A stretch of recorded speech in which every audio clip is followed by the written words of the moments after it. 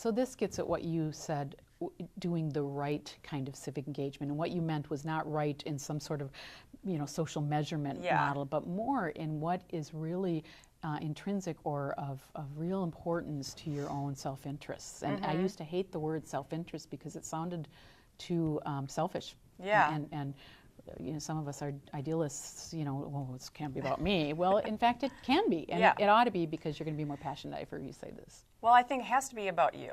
Like what you really care about, and you have to, it's got to be, you got to do some soul searching and figure out what it is that makes you feel on fire.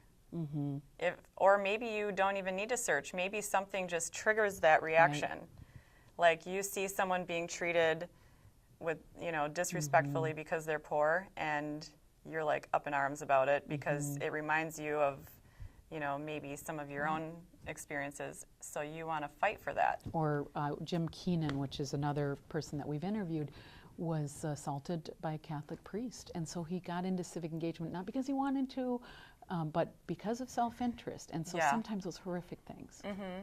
And because of what I went through, and it was just so life-changing. I mean, it changed how I saw myself. It changed how I, How so? Well, I was treated so differently by my community, and I internalized a lot of that. For example? Well, I mean, I think there was a great contrast between before I had my daughter and after. Well, and also before I left the church and after, because, I was this golden child who I helped my family.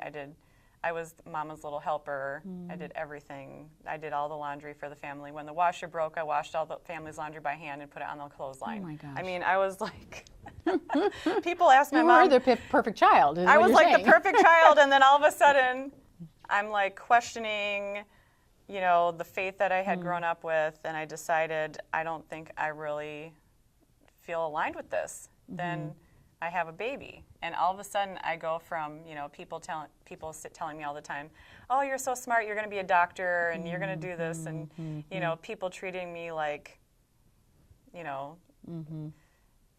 just the best, like and with all this with all this favor and right. but it was that's also a lot of pressure. Okay.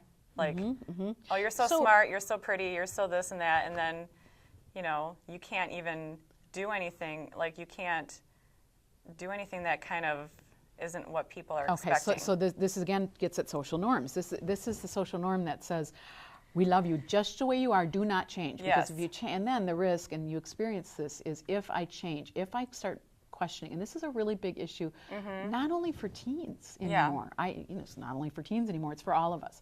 So we start going, well, I don't dare question, people love me as the nice woman. This is a very typical one for women. And so when I go through menopause or a bad time or, a grumpy whatever, or have a moment or years that I or whatever, if I change from that nice woman, oh dear, I'm going to take some heat. And in fact, you have taken You will lose heat. approval. I have, and I know you have as well.